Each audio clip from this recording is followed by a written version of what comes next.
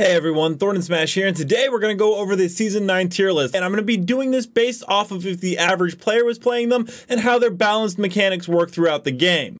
You put my main like really low on the list, but I'll have you know, I have 40,000 kills with them, and I'm a pro Apex player, and your list is doo-doo because you personally attacked my main. Well, congratulations on getting a ton of kills with your main. That's super awesome. That isn't the point of this video. This video is meant to be on how they would be played by the average player and not someone who spends all their time playing that specific character. You can get a ton out of all the legends if you go ahead and practice hard enough and bring it to a pro level. This is more about just how they balance as an average player.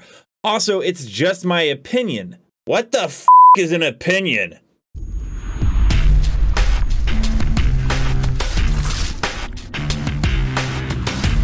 So we're going to go ahead and start at the bottom of the tier list and work our way up, and at the very bottom is Fuse in the D category. Now his passive goes ahead and allows him to carry an extra grenade and fire it at a high velocity. His tactical knuckle cluster has been improved in Season 9. It now has 2 stacks of the knuckle cluster and a reduced cooldown from 25 to 20 seconds, and an ultimate with the ring of fire, which is pretty nice. Now the one downside is they say there is more help coming, but they want to be careful how they buff him so that he doesn't become the legend that just kills you with his abilities. However, right now his abilities are very weak compared to other legends, therefore he is at the bottom tier. Now the next character in the D category is quite sad, and that's Caustic. He used to actually be a really good character. However, they did do a Season 8 change to him where they increased the Nox Gas grenade cooldown from 2.5 to 3.5 minutes, which was good, but the Nox Gas damage is now at a flat rate of 5 HP per tick instead of ramping up from 6 HP to 12 HP like it used to. Now the problem with that is they didn't do any kind of buffs for him in Season 9. He's a defensive legend, but out of all the defensive legends, he is probably the worst. I would put him right now in not a very good spot. Hopefully they go ahead and fix him in the future, but right now I just have him as the least viable defensive legend if that's one of your strats, and just an overall needing of a buff. Now moving into the first C level character, and that is going to be Rampart. Now she's been slowly moving up my list, and what makes her really unique is the extra ammo she gets as a passive for the light machine guns. However, she has a wall that is very easily destroyed as her tactical, but she also, in light of that, gets a great minigun as her ultimate. Now the downside is if you play a movement based character such as Bloodhound, Pathfinder, or the newly introduced Valkyrie, you can hard negate her by simply moving around her. The only way she is really helpful for a lot of average players is if you use the Spitfire or other light machine guns. Then we have Watson, who can go ahead and as a passive, ultimate accelerants will fully charge her ultimate ability. She also regenerates 1 shield HP per second. That's a new addition. She has the tactical perimeter security, allowing her to put up fences, and an ultimate interception pylon, which will destroy incoming ordnance and repair damaged shields. She's a very good defensive legend, and she could be very high up on this list as pro players use her very effectively, but as I said in the beginning of this video, this is for average players. If you are a very high tier player, you can get a lot out of her, but the average player will put her in around the C category as she has a very high skill ceiling to learn. Next up we have Horizon. Now she received a ton of nerfs in Season 9.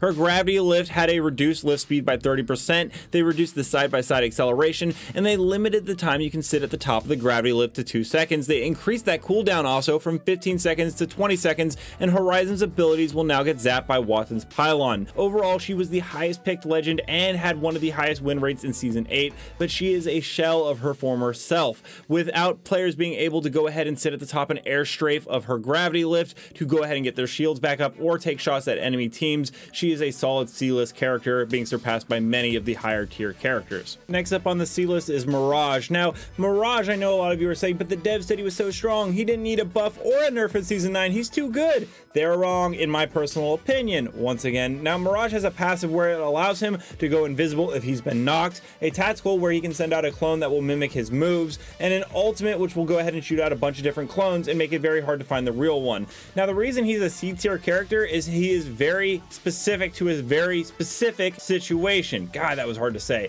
He isn't overly good at one thing. He doesn't have great movement. He doesn't have great defense abilities. He's just a character that can go ahead and create a decoy of himself, and if the other team is smart enough, will simply take him down. And the last legend we have up in C tier is going to be Wraith. Now, the whole reason I made that intro is because every year I have a ton of people come into my comment section and tell me you're wrong about Wraith. You're wrong about Wraith. And I'm going to explain why, so please listen.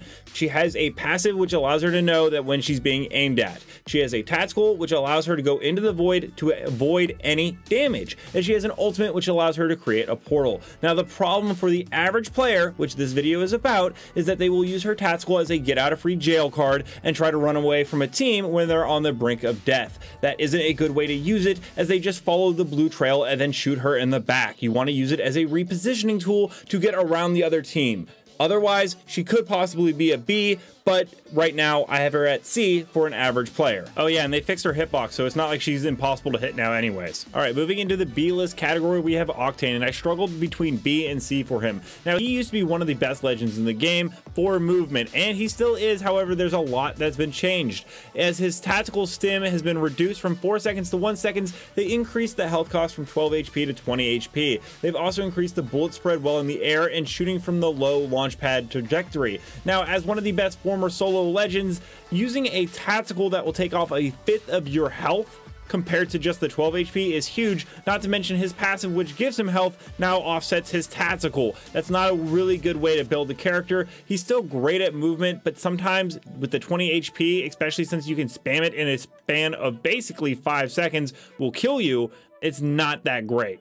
Now, next up in the B category is going to be Pathfinder, another movement-based legend. Now, his passive allows him to scan survey beacons and get his ultimate back, but a lot of other legends can use that same survey beacon.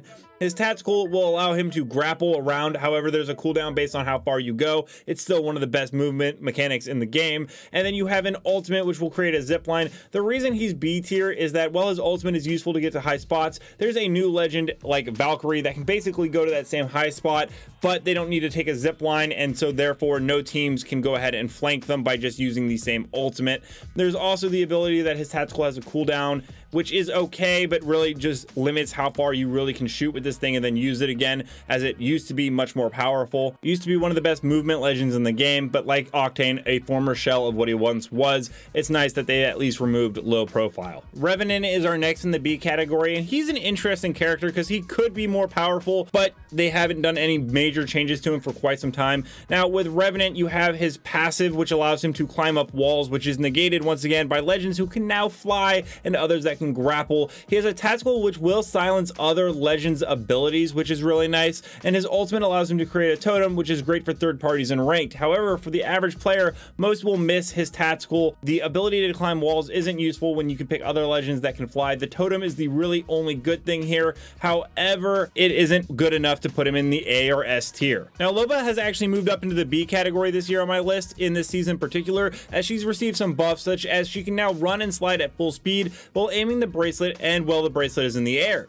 She will no longer be slowed after translocating, which is huge. They fixed a lot of bugs that caused the bracelet tosses to fail. However, a nerf is that the black market boutique was increased from 90 seconds to 120 seconds. She's still now a very much competitive movement legend with Pathfinder and Octane, but what sets her apart from those legends is the fact that she can go ahead and grab ammo and other supplies with her boutique. She's overall a much more improved legend for it. Next up in the B category, we have Bangalore, who has not received a lot of buffs or nerfs. However, she received a slight one for season 9. She can now pop thicker smoke. Whoopee. Now, her passive allows her to run faster while being shot at, which can be very helpful. She has a tactical, like I said, where she can pop that smoke, which is a great pair with Bloodhound, and an ultimate where she drops an airstrike, but that's more used for zoning and stopping enemy attacks rather than it is hurting other teams. She is still a very viable legend, very good. She's perfectly balanced, which is why she's in B. Unless you're Shiv FPS, you're not going to be soloing to Masters, but she's perfectly adequate and fine. Now, the last legend we have in B tier is going to be Crypto. He has received some improvements for Season 9, such as his drone can now scan and open care packages. However, he can no longer use his drone to hijack a respawn beacon that's already in use. Now, one of the great things about him is the fact that he is now the only legend who can simply scan opponents and get assists in ranked, which is very helpful for the average player. Along with his EMP blast from the drone that slows down opponents, he is super useful in meta right now. However, it still takes a ton of practice to get good with him, which is why he isn't on my A or S tier quite yet. Moving into the A tier, our first one up is Lifeline, and she's received a ton of changes for Season 9. Her combat revive no longer deploys as shields, but she can now revive 2 players at the same time. She can cancel active revives in progress to allow the teammates to defend themselves with their knockdown shield. They have the DOC heal drone, which has been increased from 5 HP to 8 HP per second. The deployment time before healings begin reduced roughly by 33%, and our care package has been reduced from 6 minutes to 5 minutes. It now guarantees an upgrade. So overall, you may think, oh, why isn't she S tier? Because average players are going to struggle a little bit without that shield when she revives.